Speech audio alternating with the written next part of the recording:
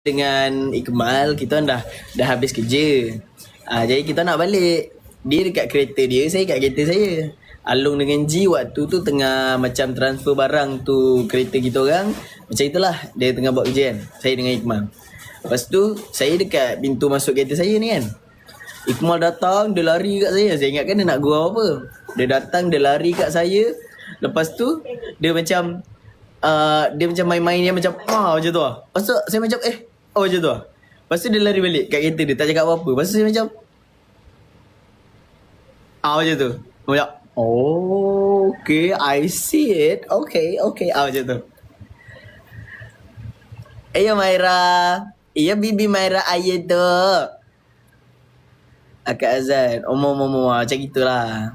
Saya waktu tu dalam hati saya bukan blushing apa. Saya rasa macam rasa macam bercinta waktu budak-budak tu. Budak-budak kecil kan kalau bercinta kan datang-datang lepas tu belah.